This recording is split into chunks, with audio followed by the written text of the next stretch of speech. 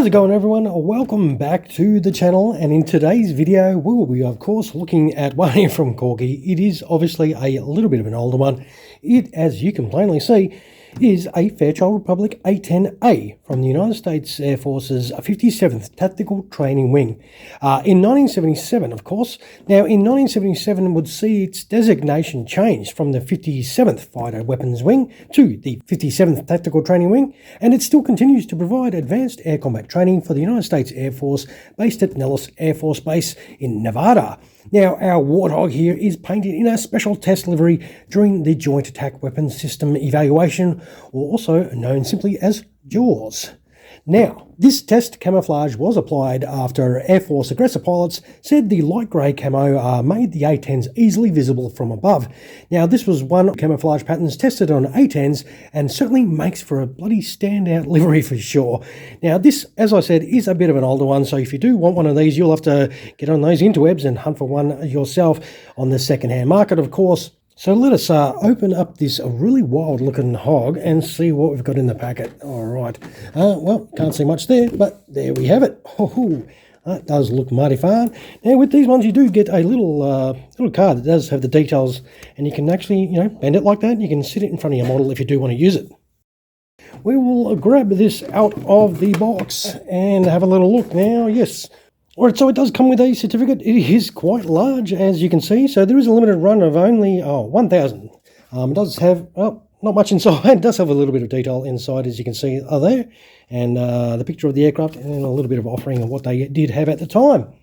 Now we should be able to get the lid off and get it into our hands. Shit. There we go. Awesome. This does look fantastic. So you do have the usual stand with the Corgi ones. This is all plastic, so nothing heavy metal about that, that's for sure. To the side here, we will have the baggie that has your landing gear options. They look pretty nicely detailed. The wheels do roll on these, so that is pretty cool. All right, we should be able to get this out. Oh, it comes out nicely. It looks brand spanking new, which is absolutely awesome for this older sort of model. It does have the in-flight option that has dropped out. Wow, this whole camouflage looks really stunning. Very interesting. Let's get this crap out of the way so we can check out this really, really amazing looking livery. Wow.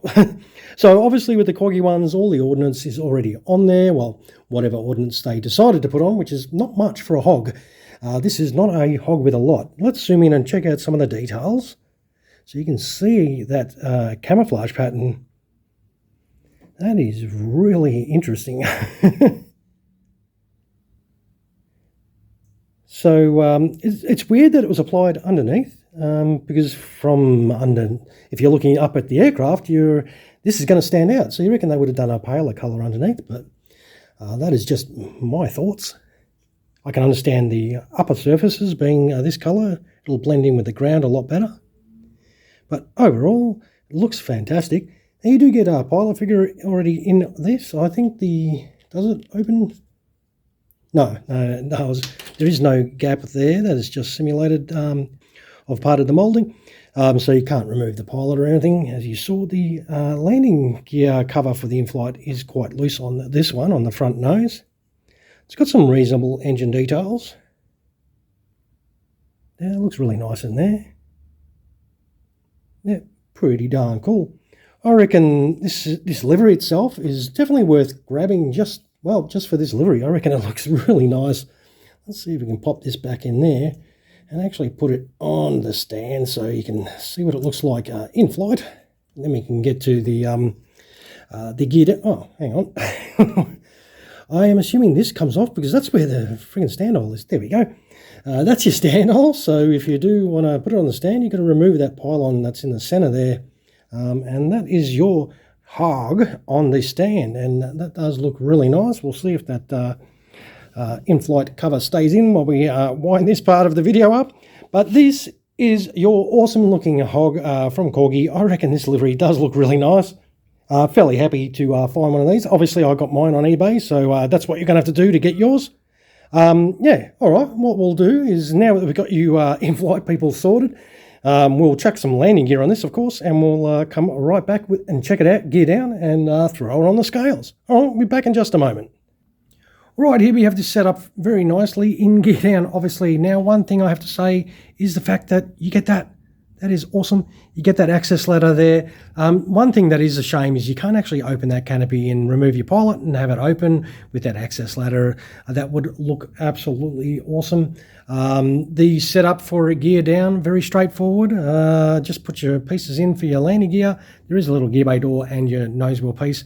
The wheels roll without any issue. Well, those ones don't.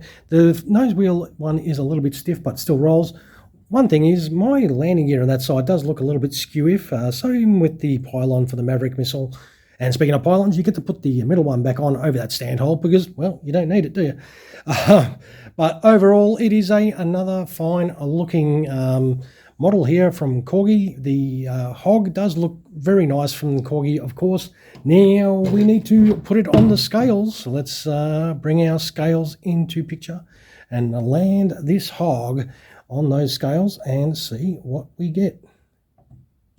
So if we can bring it in picture, we do have 481 grams, which is not a bad weight. We'll move that out of the way. We'll wind up the video, of course. All right, if you enjoyed what you saw today in this beast right here, some of those my way would be awesome. Don't forget to punch the crap out of that subscribe button. And of course, feel free to drop some comments on what you thought of the model today. And I'll do the usual, I'll take some photos of that, throw them on at the end of the video for those of you that care to check out some close-up pics of this beautiful beast right here. Lastly, I will thank you, the viewer, of course, for dropping past to check out another one of my videos. I hope you did enjoy what you saw today and found it helpful in some sort of way. All right, everyone, thanks for watching, and happy hunting for your next model, of course. You all have an awesome sauce rest of your day. Cheers, everyone.